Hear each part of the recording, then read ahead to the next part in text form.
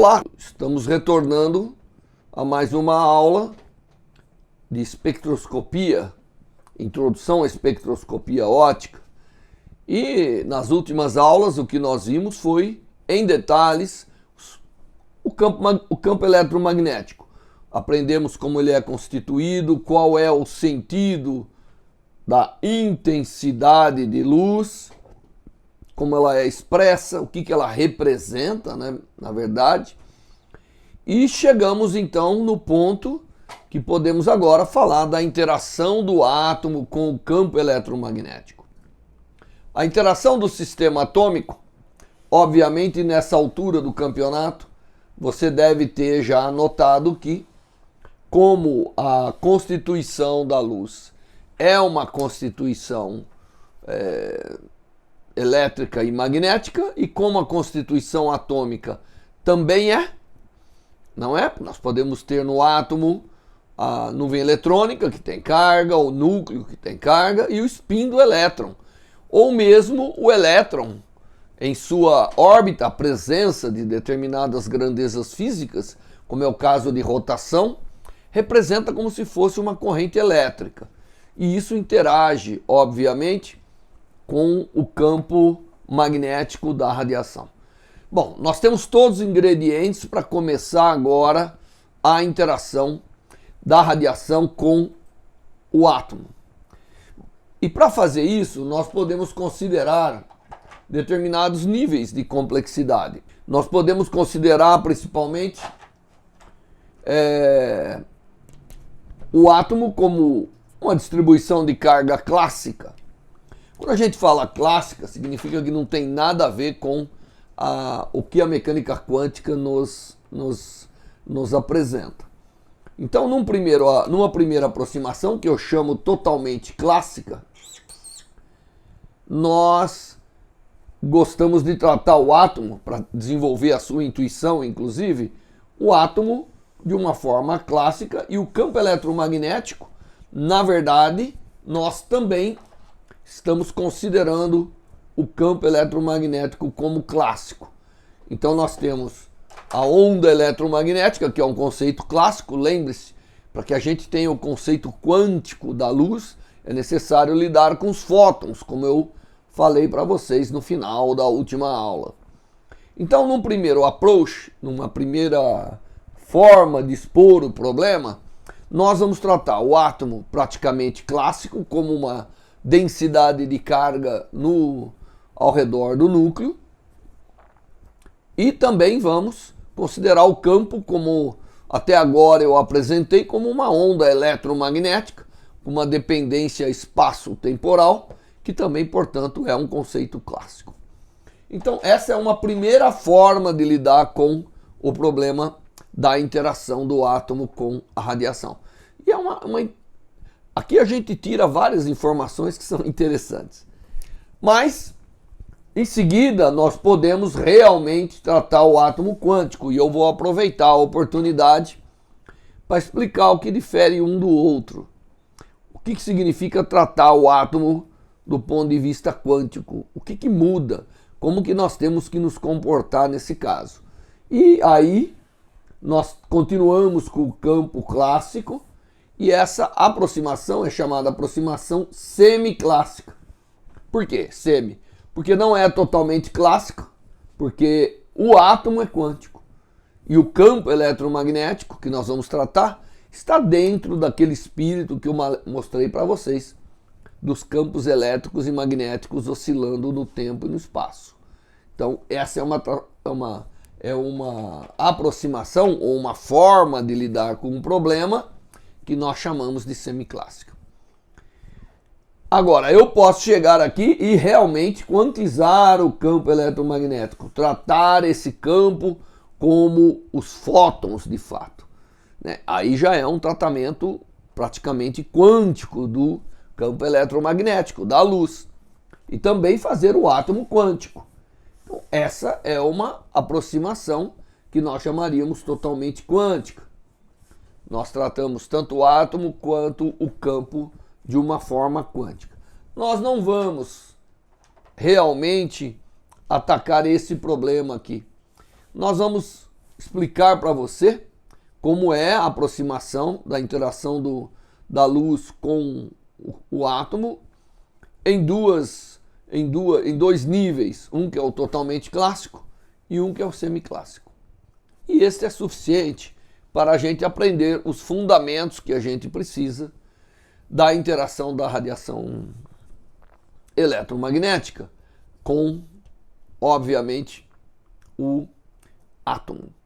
E pensando nessa forma, obviamente, nós estamos desenvolvendo aqui os fundamentos para entender toda a interação da radiação eletromagnética com a matéria de um modo geral, construindo as bases aí das aproximações que a gente usa para analisar a própria matéria, que é o escopo principal da espectroscopia óptica. Muito bem, então, como eu anunciei, já expliquei, nós vamos fazer um modelo totalmente clássico para a interação da radiação com a matéria. Nós temos que imaginar o átomo como uma densidade de carga presa, densidade de carga essa negativa, presa pelo núcleo. Então, se você olhar aqui nessa figura, você vai ver que nesse modelo, nós temos, esse modelo que eu chamo de totalmente clássico, nós vamos imaginar que você tem aqui um núcleo, esse núcleo tem carga positiva, como é de conhecimento de todo mundo aprendeu que a matéria é elétrica, né? A matéria tem carga.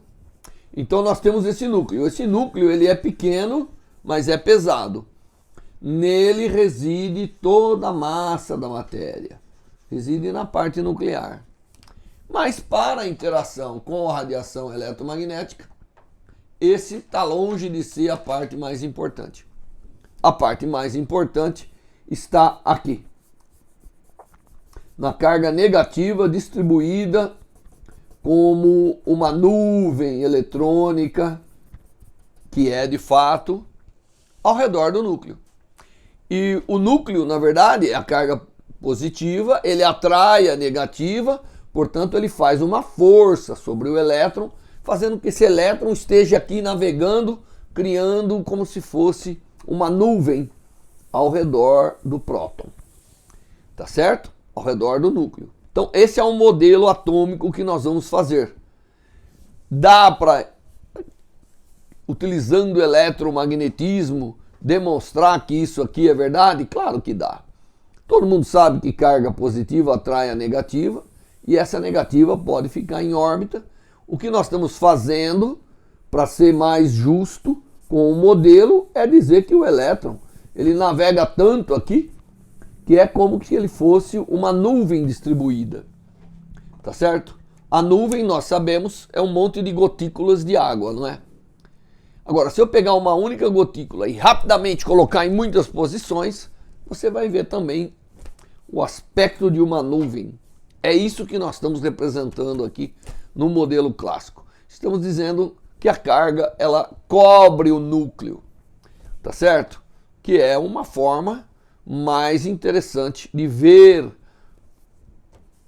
essa distribuição e já ir desenvolvendo a intuição para o que virá depois, que são os orbitais realmente calculados pela mecânica quântica. Muito bem, então, quando a gente fala de matéria, nós temos que ter na nossa mente uma distribuição de carga. Se você quiser entender como que as coisas vão acontecer, não é? Então, para nós temos uma distribuição de carga, e essa distribuição de carga aqui é a mais simples possível. Não é sempre assim. Às vezes, eu tenho dois núcleos prendendo uma nuvem eletrônica, que é uma molécula. Nós vamos ver também esta parte ao longo deste bloco do curso. Porém, agora não. Agora nós queremos enxergar de uma forma mais clara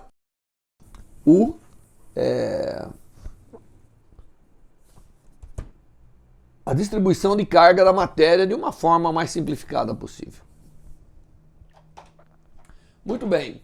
Nessa distribuição de carga, a gente vem e adiciona um campo, que é o campo elétrico, que é mais fácil de ver, da radiação eletromagnética. Então eu desenhei aqui um momento onde esse campo está para baixo, mas ele está oscilando para baixo e para cima.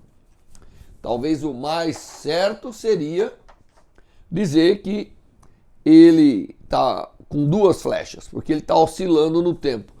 Mas nós estamos olhando um momento, um instante de tempo, onde a luz tem a sua componente do campo elétrico dessa forma. Então essa é a componente do campo elétrico.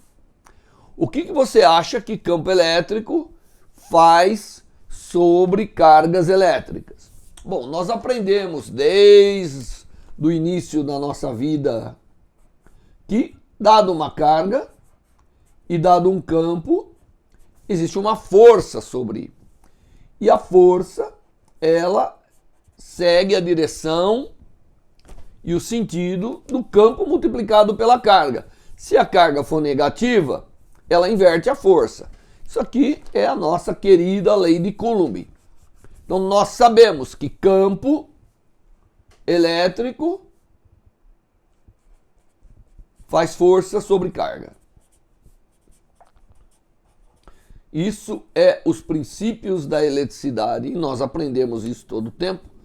Não é por isso que as máquinas elétricas existem, porque eu gero uma voltagem, essa voltagem representa um campo, não é isso? O campo vezes uma distância é a voltagem. Portanto, dado uma voltagem, ela é capaz de movimentar as cargas, fazendo força sobre elas, criando a corrente elétrica. Nós vivemos com isso todo momento. Em tudo que nós fazemos que tem de alguma maneira corrente elétrica, nós estamos lidando com isso. Então imagine agora, eu tenho aqui o átomo com a distribuição de carga, na presença do campo elétrico, ele produz uma força sobre a carga. Só que também você se lembra que o efeito da força, ele é maior nos corpos menos massivos do que nos mais massivos. Quem que é o menos massivo aqui? É o elétron. Nós temos que lembrar que a massa do elétron é quase 2.000 vezes menor do que a massa do próton, do que está no núcleo. Então o que acontece nessa situação? Nessa situação, onde o campo elétrico da radiação age sobre o átomo, ele vem e promove uma força. Agora, a força é a mesma em qualquer carga, porque a carga do átomo é neutro. A mesma carga que está distribuída aqui nessa nuvem está também no núcleo.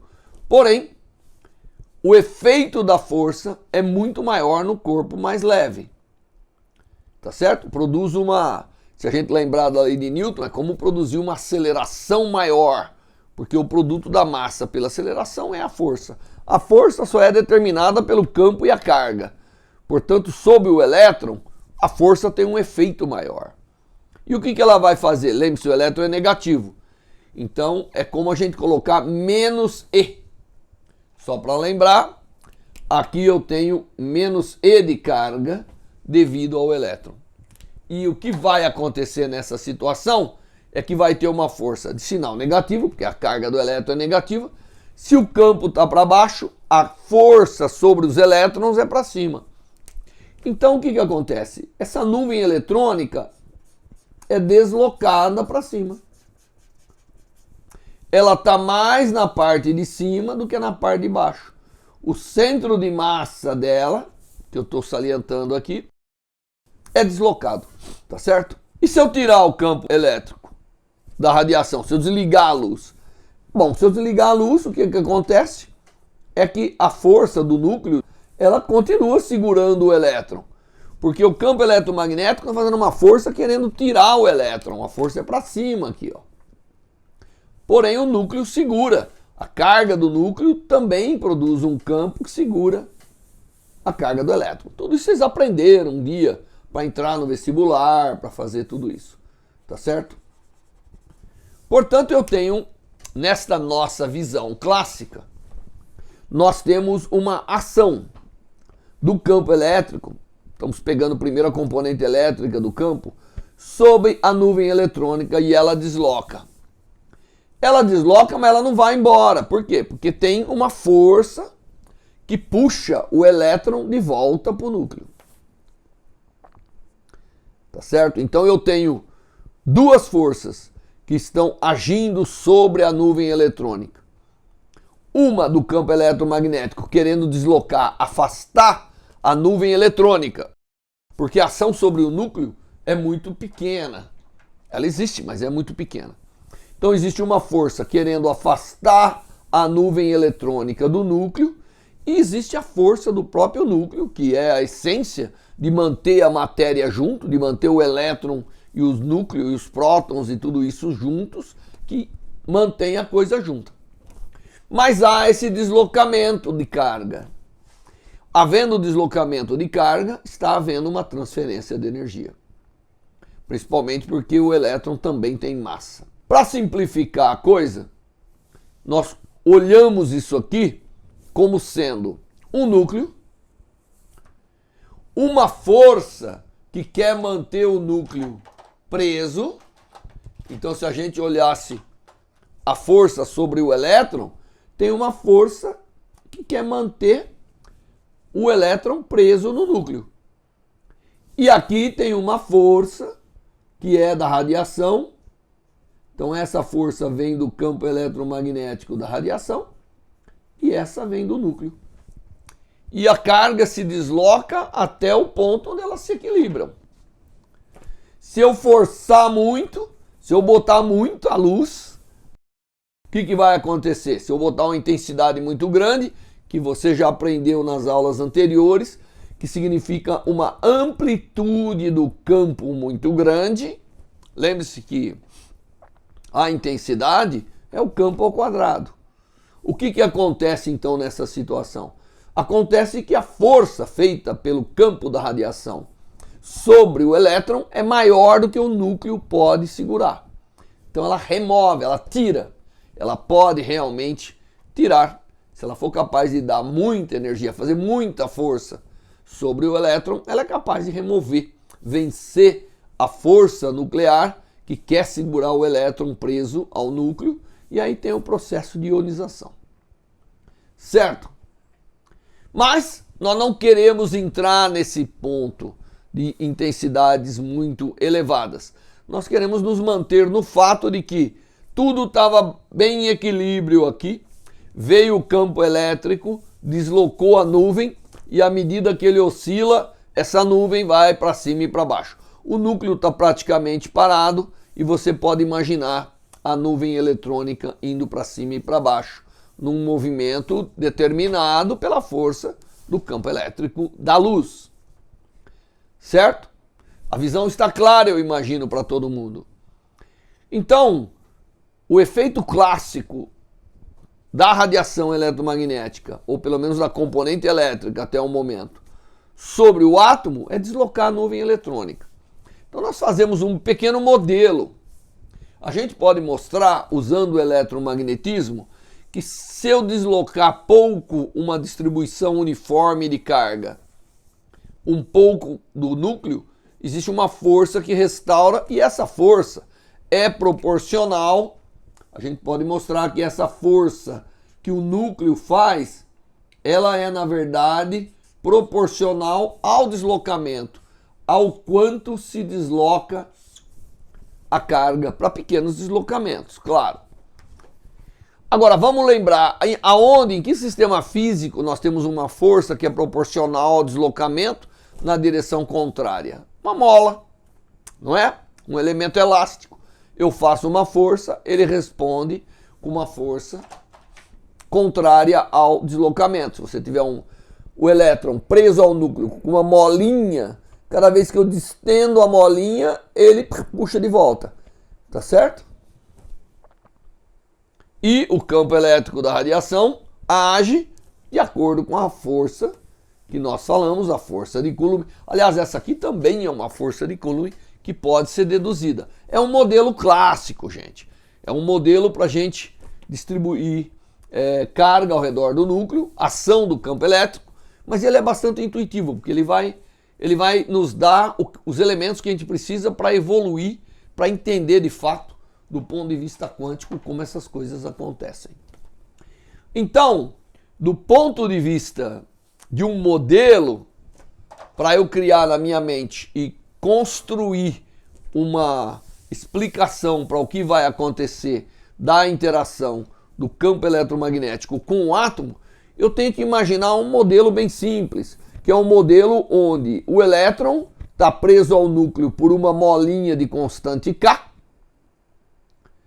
tá certo? Carga menos e o campo eletromagnético da radiação vem e desloca essa molinha, desloca essa carga, obviamente, contrário à direção do campo, mas como o campo inverte toda hora, como nós vimos, né, da radiação eletromagnética, então esse elétron vai ficar oscilando aqui ao redor do núcleo. Do ponto de vista, para não criar problemas do que acontece quando o elétron passa pelo núcleo, na verdade, o que nós temos é uma distribuição de carga que vai para cima e para baixo. Ela se deforma um pouco e volta, se deforma para o lado oposto. Se deforma para cima e se deforma para baixo. E isso representa a absorção de energia.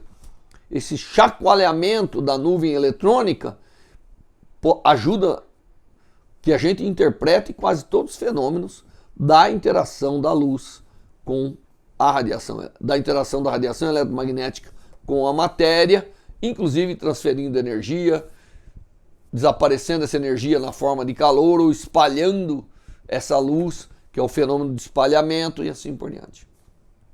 Muito bem, então esse modelo nós vamos seguir. Agora eu quero botar isso numa equação. Ninguém tem que se assustar, são equações muito simples e eu vou explicar cada passo da equação. Então, eu tenho duas forças sobre o elétron, concorda? Eu tenho a força que o núcleo mantém o elétron preso, que eu sei é uma lei, é uma força de Coulomb também. Todo mundo aprendeu que entre duas cargas existe uma força que é inversamente proporcional. Mas aqui eu estou imaginando uma distribuição. E se você fizer a continha como o eletromagnetismo manda, vai dar isso aí. Vai dar que toda vez que eu desloco, existe uma força proporcional ao deslocamento dessa nuvem, tá bom? Isso fica claro, né? Para a gente poder trabalhar em cima disso. Então, a força total que age sobre o elétron, que nós costumamos dizer que a força total é a massa vezes a aceleração dele, esses dois pontinhos em cima significa 2 vezes a variação com o tempo, portanto significa a aceleração. Como a gente já aprendeu nos cursos básicos que temos de mecânica aí, tá certo? Então a força é a total sobre o elétron, é a força do campo eletromagnético, e a força do campo eletromagnético, ela é basicamente porque a parte espacial do campo não importa pra gente aqui, porque o átomo é muito pequenininho, nós vamos voltar a falar disso depois, mas é um campo que oscila para cima e para baixo, e ele oscila com uma certa frequência ômega, que é a frequência da radiação. Então nós temos aqui a força do campo elétrico da radiação, é essa primeira componente. Então a força do campo elétrico é uma força oscilatória. E oscila, a carga do elétron é menos E, e a amplitude do campo E é E0 cosseno de ômega t. Ela está oscilando, variando de sinal, variando de amplitude, e é por isso que ela está chacoalhando a nuvem eletrônica. E temos ali uma força que é menos K vezes o deslocamento da nuvem, tá certo? Essa aqui é a coordenada de deslocamento da nuvem. Por isso que nós chamamos aqui de R. Esse R que nós temos aqui é o deslocamento do elétron com relação à sua posição de equilíbrio. Então eu falei que a força é proporcional ao deslocamento. Só que nós gostamos, né, como nós vamos identificar isso com osciladores, então nós costumamos chamar a constante K da mola como sendo m ômega 0 ao quadrado. Lembrando que a frequência natural de oscilação do sistema massa-mola é a raiz quadrada de K sobre m. Tá certo? Então, como não ficou muito claro aqui, eu posso repetir dizendo que o K que eu tinha colocado aqui nada mais é do que o m vezes um ômega 0 ao quadrado. Então, a partir de agora, esse ômega 0 caracteriza a frequência natural de oscilação do elétron no núcleo, preso pelo núcleo da nuvem eletrônica, enquanto o ômega caracteriza a frequência da radiação. Então, essa agora aqui, esse outro termo, nada mais é do que a força com que a matéria, né, com que o núcleo mantém o elétron preso nele. Essa aqui nós chamamos de frequência natural. Se a gente, por acaso, tirar o campo, o elétron vai ficar oscilando. Essa nuvem vai ficar que nem uma bexiga cheia d'água que você deforma, ela fica oscilando até dissipar aquela energia, né? Ela fica se deformando. É isso que acontece com a nuvem eletrônica sob ação desse campo. Então, para nós, o quadro está bem claro. O que nós temos aqui é um oscilador forçado pela radiação eletromagnética. Então, esse é o princípio do modelo que nós vamos criar.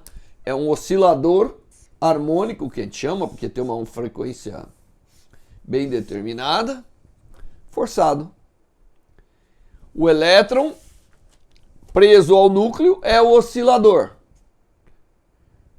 E ele é forçado pela radiação para se deslocar. A força de radiação, ela arrasta o elétron para baixo e para cima, para baixo e para cima. Tá certo?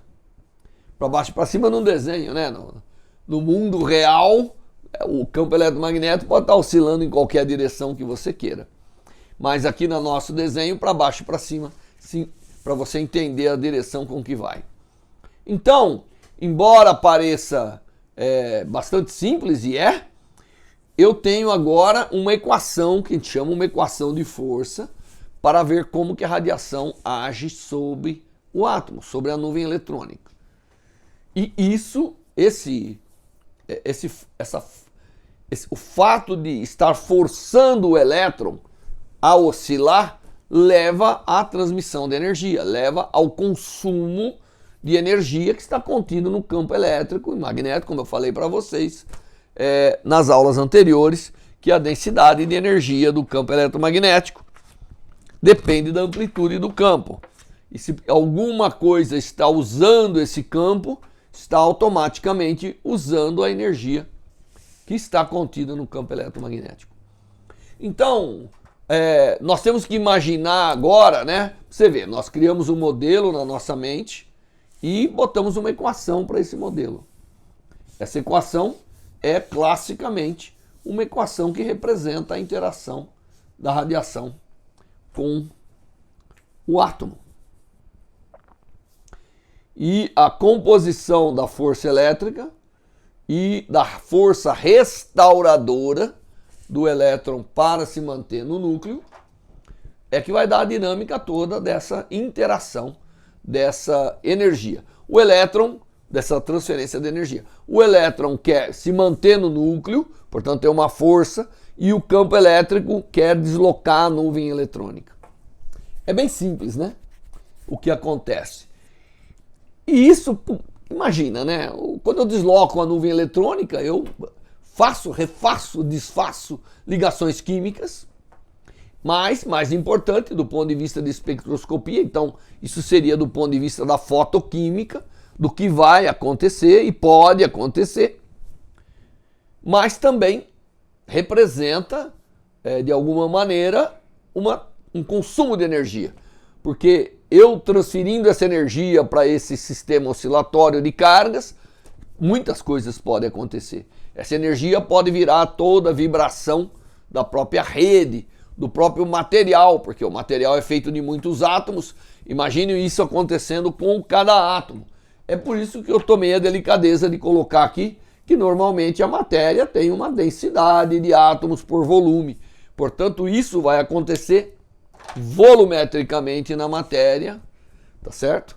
E vai depositar essa energia que pode virar muitas coisas, como nós vamos ver até chegar ao fim dessa aula. Então nós temos um modelo. A nossa mente agora, ao interagirmos a radiação eletromagnética com o átomo, na nossa mente, né, fecha os olhos, imagina, nós temos o campo elétrico oscilando, agindo sobre a nuvem eletrônica, transferindo a ela energia.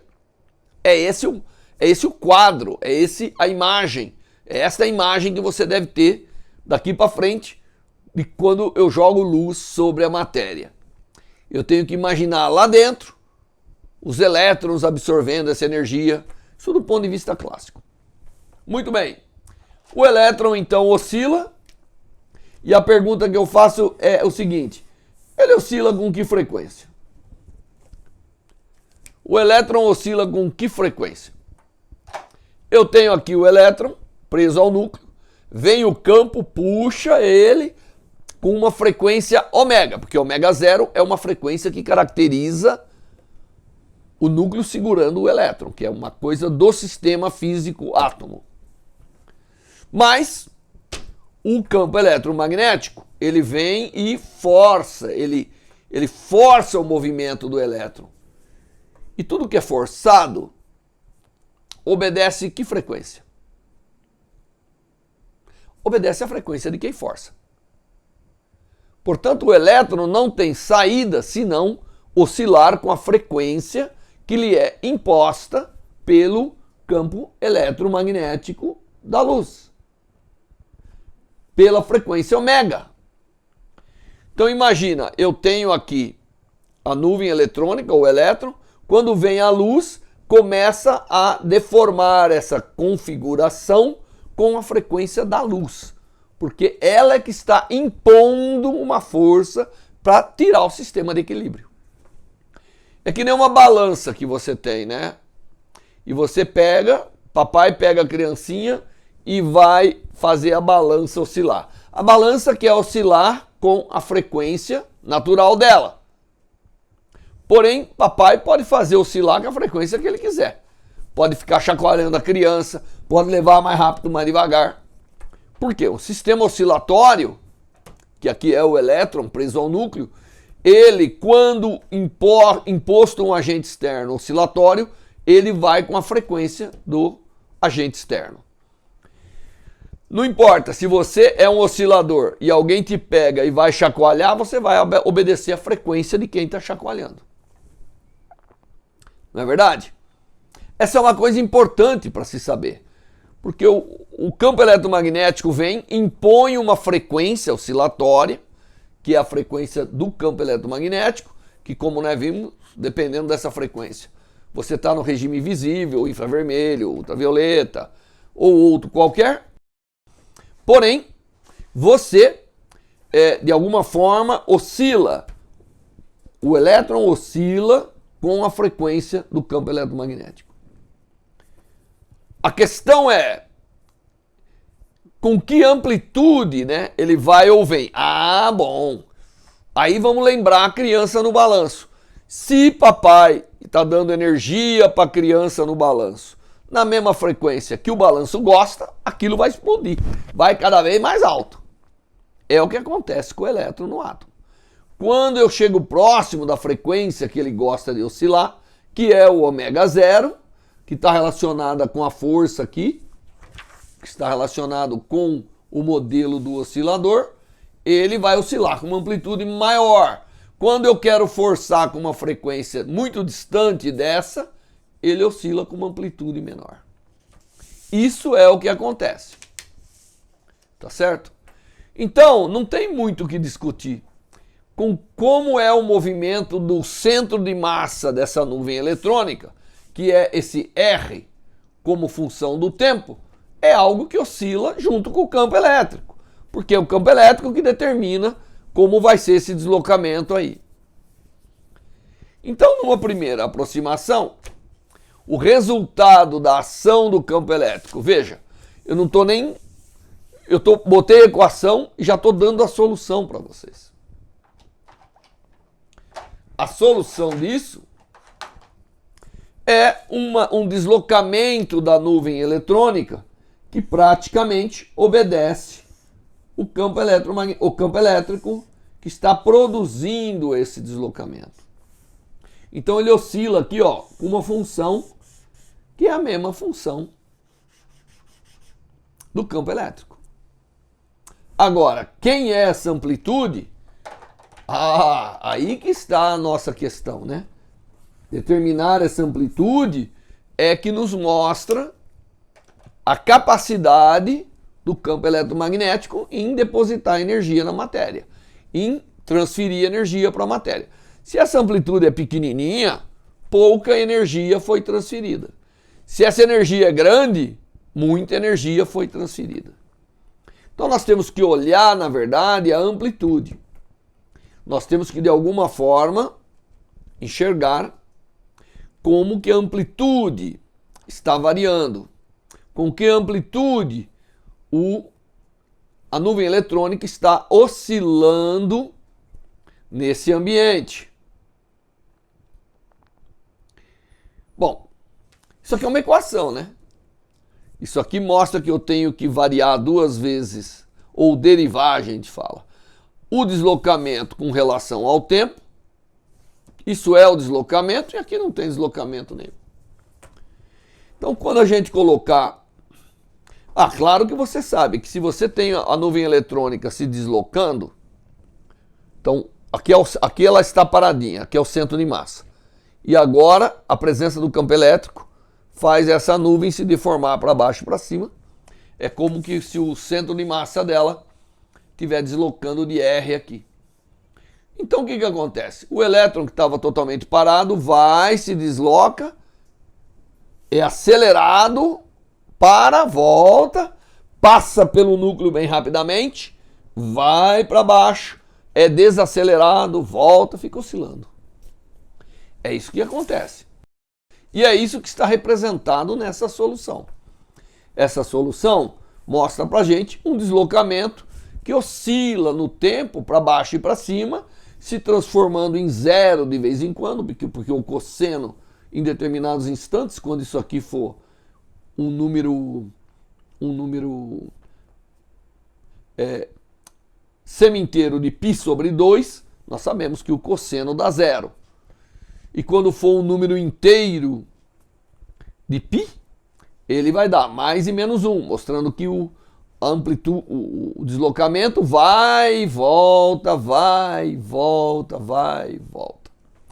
Na verdade, esse R, né, nós poderíamos até escrever aqui o R como função do tempo. É uma função que aqui começou num certo valor R0.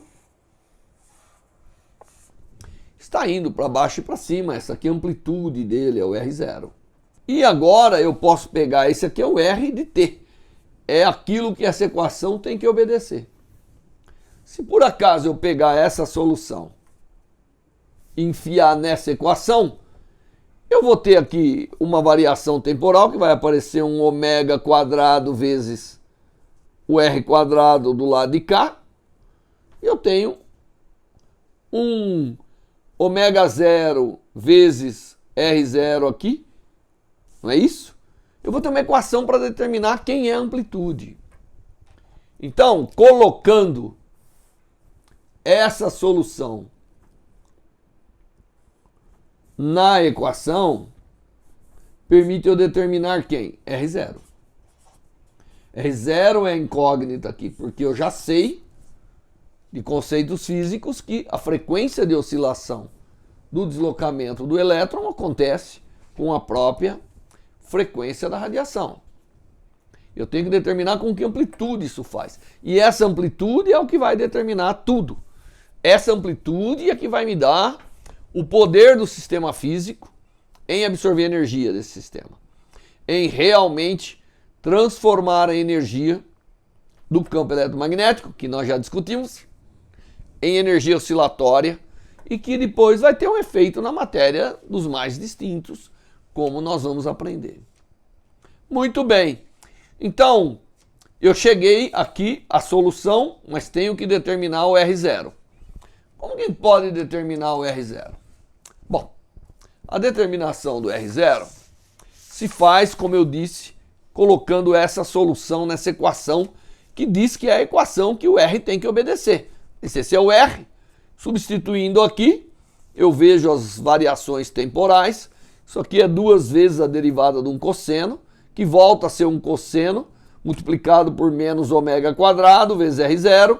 Aqui vai aparecer R0.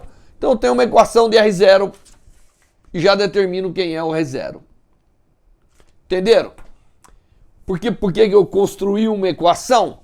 Para ser capaz de determinar com que amplitude, que eu já estou dizendo para vocês, maior a amplitude, maior é a deposição de energia na matéria, maior é a absorção da radiação eletromagnética por essa matéria. Vamos fazer isso. Vamos pegar essa solução e vamos substituir naquela equação. E o que a gente obtém nesse caso? Bom, vamos lá, fazemos a substituição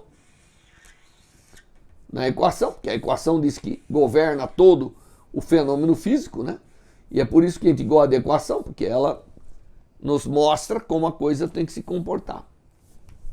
E se a gente fizer isso, nós vamos obter o R0. Só vai tirar o R0 da equação. Então, o R0 é dado por essa expressão que mostra que a amplitude com que a nuvem vai se deslocar depende do campo que eu coloquei, do acoplamento com a carga, que é o que a gente chama aqui de o produto, né, do elétron pelo campo, dividido pela massa. Por isso que o núcleo não se afeta muito, porque o núcleo tem uma massa que é 2.000 vezes. Veja bem, o núcleo tem uma massa que é 2.000 vezes maior que a massa do elétron. Então, a amplitude com que ele vai oscilar nessa interação com a luz é 2.000 vezes menor, pelo menos. E a amplitude que a gente tem é algo extremamente interessante.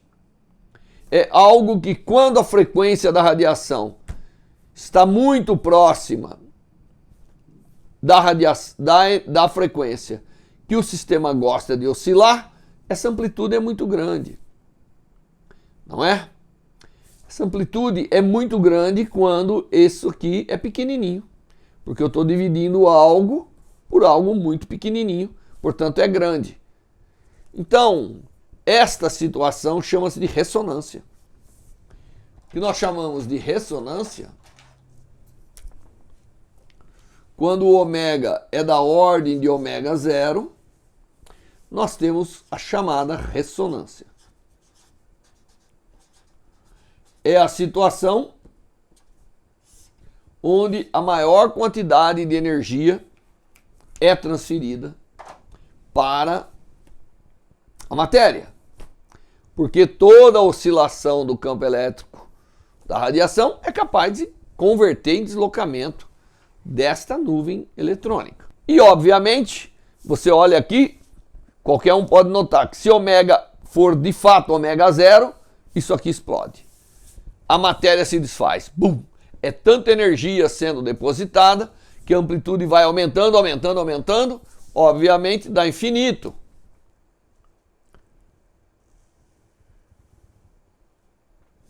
E esse infinito representa destruir a matéria, porque o elétron vai ser infinitamente afastado do núcleo. Isso acontece todo dia? Um pouquinho, mas na verdade não acontece rotineiramente. E não acontece rotineiramente porque a gente vai depositando energia no sistema. Aliás, esse deslocamento do elétron representa uma quando você desloca, você pode enxergar ali, né? O elétron, o núcleo, que é carga positiva, o elétron, que é carga negativa, o deslocamento aqui, né? Isso aqui é como se fosse um dipolo, né? A gente chama isso de dipolo em eletricidade. Então, o campo eletromagnético, a gente costuma dizer, ele induz um dipolo no átomo. Então, ele faz um dipolo. É o dipolo induzido. Isso é importante, porque a gente escuta falar tanto de transição de dipolo. O que é isso? É isso aqui. Claro que nós estamos ainda no mundo clássico. Chegamos no mundo quântico ainda. Mas é importante ver que isso dá um dipolo. Bom, e agora? O que nós vamos fazer? Porque nós temos aqui um problema. E o problema chama-se explosão. A energia que o campo eletromagnético está depositando na carga que realmente constitui a matéria diverge. Só que explode. Quando ômega é próximo de ômega zero, isso explode. E a razão que explode é que não tem para onde a energia ir, né? Eu vou pondo energia, o elétron vai oscilando mais e mais e mais, faz com que isso atinja uma catástrofe aqui. Explode. Mas isso, na verdade, é um erro do nosso modelo. Embora até agora tudo que eu falei é verdadeiro, está faltando um elemento aqui. Está faltando um elemento que, à medida que eu dou energia para o sistema atômico, um pouco da energia é jogada para fora. E isso que a gente chama de dissipação, porque tira a energia do campo eletromagnético e joga para fora. O sistema eletromagnético não consegue mais ter essa energia de volta. Então, para o sistema, representa uma fuga de energia. E toda fuga de energia é um processo dissipativo. Portanto, nós costumamos dizer que precisa uma dissipação de energia. O sistema tem que liberar energia para que isso não aconteça. E, de fato, essa dissipação de energia é a emissão da radiação. A emissão da radiação, ela faz com que energia saia do sistema. E essa emissão de radiação, ela também ajuda a gente a entender o que está acontecendo, a ver as coisas, né? Porque você imagine, se eu jogasse energia para a matéria, ela pega toda essa energia e ela não dá nada de volta, nada emitiria luz. Eu não ia enxergar ninguém. Eu só ia poder ver o quanto de energia desapareceu do meu campo eletromagnético. Mas não é isso que acontece. Essa energia absorvida, ela volta para a gente. E volta na forma de luz. E como eu estou dizendo, essa volta na forma de luz não apenas significa a dissipação que vai evitar a explosão do sistema atômico quando interage com a radiação eletromagnética, mas também é o elemento básico mais importante que nos permite ver as coisas. Então, o fato de que a carga vai emitir radiação, vai emitir luz para todos os lados, é que permite você ver as coisas. Tá certo? Essa luz que vem do sol, bate numa montanha e eu não importa da onde eu estou olhando, eu estou vendo a montanha. Mas da onde vem a luz que eu estou vendo da montanha? Vem do sol, que interagiu, mandou de volta. Às vezes, olhando essa luz que vem de volta, também eu consigo descobrir o que está ali. Aliás, toda hora nós estamos fazendo uma espectroscopia, né? O nosso olho, ele enxerga, dependendo da luz que vem, a gente já adivinha o que é aquilo. Ou o que tem ali. Todo mundo que vê uma planta, a cor dela, isso é característico de determinadas frequências. A clorofila ali presente. Se ela for verde, eu tenho lá uma substância que tem uma ressonância próximo do verde. Se ela for amarela, tem lá um pigmento ou qualquer outra coisa, normalmente uma molécula, que é o que nós estamos falando aqui. Nós não estamos falando de nada de estrutura física ainda. Então, vem aqui e olha, então você tem uma que a frequência está próximo do amarelo, e essa é a luz que eu enxergo. Então, a dissipação acaba sendo fundamental. E essa dissipação, que é a emissão da radiação, nós já aprendemos como que a matéria absorve a luz. Agora nós temos que aprender como que ela emite luz. E essa emissão é extremamente importante, como eu estou dizendo para vocês. Essa emissão de luz é o que nós vamos abordar na próxima aula. Então não percam a próxima aula, que vai ser continuidade dessa. E nós estaremos vendo, de alguma maneira, a emissão da radiação. Isso fecha o modelo e nos permite, então, evoluir para outros modelos da interação da radiação com a matéria. Até a próxima aula.